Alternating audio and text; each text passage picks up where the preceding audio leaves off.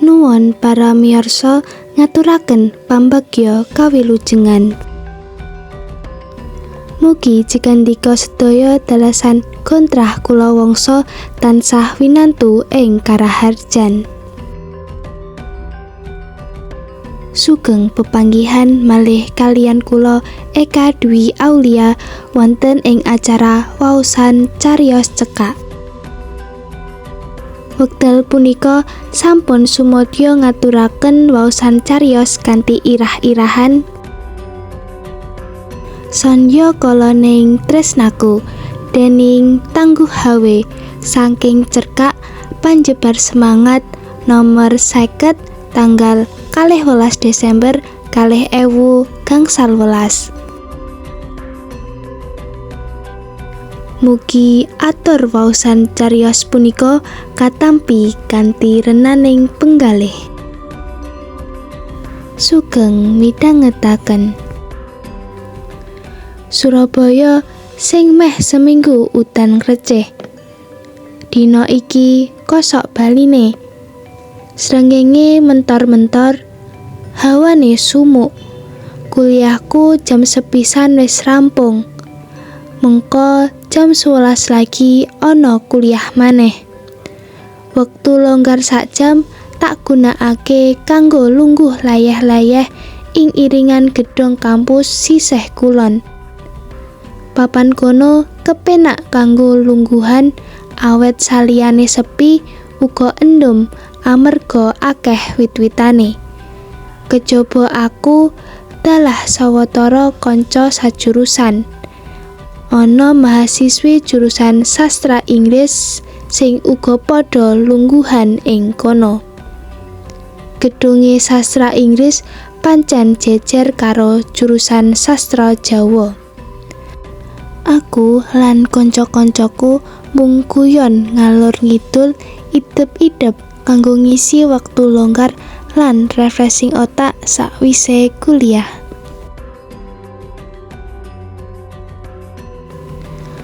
Karo guyon, mripatku ora kendhat ngulatake pernahe para mahasiswi mau. Aku yakin iku mahasiswi sastra Inggris jalaran durung tau weruh siji lan sijine. Yen kanca sajurusan saora-orane mesti aku wis wanoh. Kawigetanku tumuju marang mahasiswi kelambi ijo lan celana jeans. Rambut cendak dikuncir, ransele dicangklek ana dodone. Dheweke caturan nganggo logat Surabayaan campur-campur basa Indonesia. Eseme sing pait madu krenggani lambene kang manggis karengat iku. Mendah senengku yen bisa salaman lan weruh jenenge wanita merak atiku. Aku tau sumurup wanita sing ayune bebasan tumpuk undung. Nanging ora ana kang geterake ati. Nanging pisan iki rasane sece. Ing atiku kaya tukul kembang mlati atusan cacahe. Wangine ngambar ngebagi dodo. Nganti ora ndak sengaja bola-bali unjal ambekan landung karo mesam-mesem dhewe. Kue ngopo mesam-mesem kaya wong sampel? Getake Yuni kang lungguh ing sandingku. Wangi. Wangsulanku saged candake. Apane sing wangi?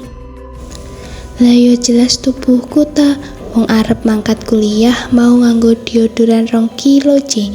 Kandaku ceplas-ceplos kanggo nyikitake gumrojali dodo. Pancet wae awakmu iki, wis jam 10:30, ayo mlebu kelas. Wancine kuliah maneh iki, pangajake Yuni. Nalika kanca-kanca padha ngadeg, aku mung nyawang karo aras-arasen. Aku lagi gelem ngadeg nalikane kawetu ukara pangajak sing kapindho. Sejatine aku isih pengen ning papan kene luwih suwe. Aku isih pengen ngematake endahe klambi ijo kang keconggah nukulake mlati-mlati ing atiku. Lakuku menyang kelas liwati panggonane klambi ijo ngobrol karo kanca-kancane. Rasane kudu pengen kenalan, jangkahku ndak toto. Sengaja njupuk posisi mburi dhewe. Karepku supaya si klambi ijo bisa nyawang aku kanthi tamat. Nalika aku liwat sandinge, esem manisku ndak uncalake. Nanging wonge sajak orang legawa, kepara malah mlengos nguwang panyawang. Pindha pupus kang pepes rasa ning atiku, dulu tumanggape sing kaya ngono. Anggonku kuliah pung tak nggo patut-patut wae gara-gara ora bisa uwal karo citrane si klambi ijo. Nanging bekasane aku mupus. Rasa senengku marang klambi ijo tak anggep mung sawetara wae. Rasa seneng iku bakal sirna bareng karo lumakune dina. Dina-dina candake kuliahku tansah ajeg. Kadang kala aku uga sok meruhi cewek klambi ijo iku ana kampus lan sing cetha wis ganti klambi. Uger nyawang dheweke, dadaku ujuk-ujuk gumludhuk. Eseme sing ngujiwat nunjem tekan pulung ati. Nanging yen kelingan karo ulate sing sajak ora keduga karo aku, rasa pangrasa iku gage tak kipatake adoh. Wong kenal wae ora batinku. Sawijining dina nalika bubar kuliah, aku lungguh ijin ing pencodan gedung kang kulino tak gawe lungguhan karo kanca-kanca. Kepeksa ndelok-ndelok ijin merga kanca-kancaku padha repot ngurusi keperluane dhewe-dhewe. Ana sing ning perpustakaan, ana sing mangan ning kantin, ana sing mulih ning kos-kosane. Aku milih ning kampus wae karo ngenteni kuliah kapindho jam 1 awan. Supaya ora nglangot, aku nyambi maca novel anyar sing wingi mentas dak tuku.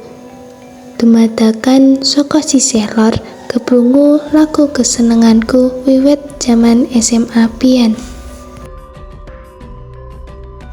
I will fly into your arms and be with you till the end of time. Why are you so far away? You know it's very hard for me to get myself close to you. Iku lagune 10 to 5. Aku mengo suara gitar kang ngiringi uga keprungu ulem banget. Rasane kaya-kaya miber dhuwur ning awang-awang. Uger krungu lagu iku. Sing luwih ngakitake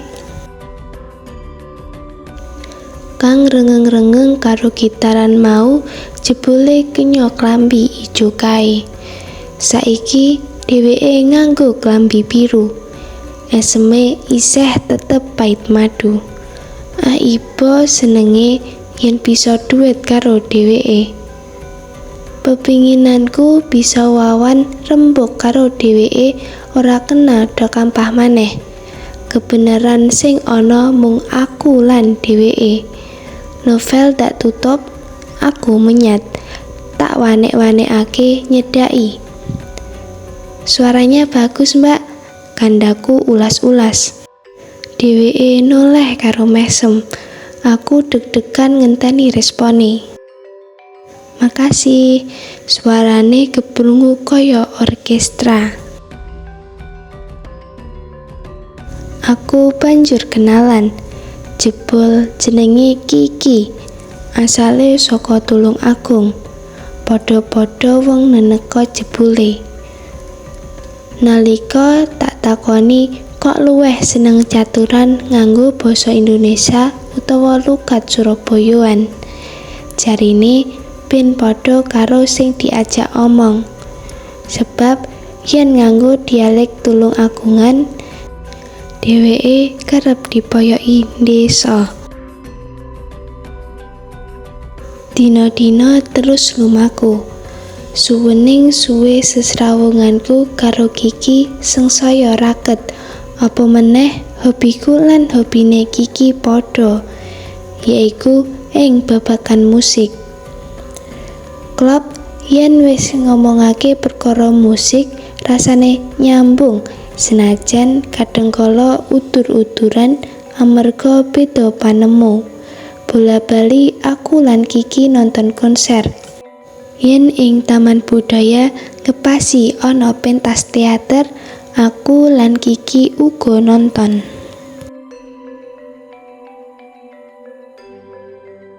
Panganggepe Kiki marang aku mung winates kekancan, nanging ora dak selaki wiwit sumurup sepisanan ing poncot kampus kae atiku wis karoban rasa seneng. Apa meneh saiki sesambunganku saya raket. Kanca-kanca akeh kang moyoki. Jarine aku pacaran karo Kiki. Nanging seprene aku durung wani nelakake rasa tresnaku marang dheweke. Sejatine aku kepengin kandha terus terang, nanging pijer mandeg mangu. Aku sumelang Kiki nampek sing tresnaku banjur dheweke ngadoh. Aku ora pengen sesrawunganku karo Kiki rengko merga perkara tembung saklimah iku. Sejatine alasan paling utama aku ora tumuli mlakakake isin-isining atiku kuwe merga kalung salib ing gulune Kiki. Kalung sing kaya-kaya mbatesi tresnaku marang dheweke.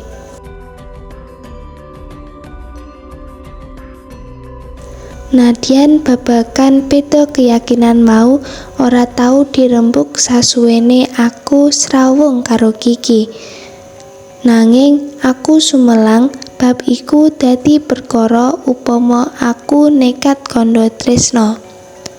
Apa kira-kira Kiki uga mikir sing kaya ngono?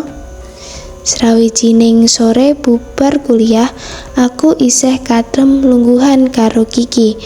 Ora akeh sing digunem. Kiki luwih akeh nyawang para mahasiswa sing lagi bal-balan ing lapangan kampus. Apa awake dhewe mung bakal kaya ngene terus ki? Pitakonku mecah swasana amem. Karepmu piye, Riz? Bab sesambungane awake dhewe iki. Riz, aku emah kejirit tresna kang angel dibadi bongkot pucuke, ujare karo tumenga nyawang akasa. Perkara kalung iku, dheweke mantuk alon, luwe wiwit mrebel saka mripate. Ki Gustiku lan Gustimu tak kira duwe titah kang padha kanggo tresnani sapepadaning manungsa. Yen awake dhewe mbacut, dalam sing kita liwati bakal rumpil, Riz. Aku ora sanggup. Kiki nyilehake sirahe ing pundakku, tangane tak gegem kenceng. Ing langit kulon srengenge wiwit nyedhaki garis cakrawala mlaku tumuju Sandyakala.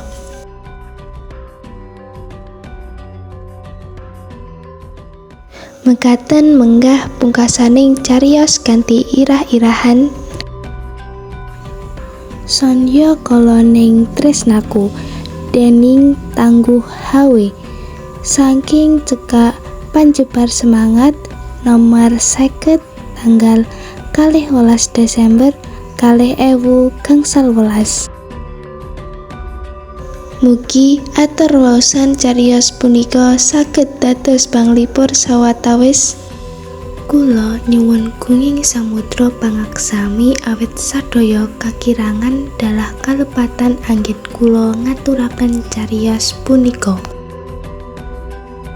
Ing wasana kula nyuwun pamit ngantos pinanggih malih wonten ing waosan cariyos sanesipun. Mugi rahayu ingkang samya tinemu. Nuwun. Nuwun, matur nuwun.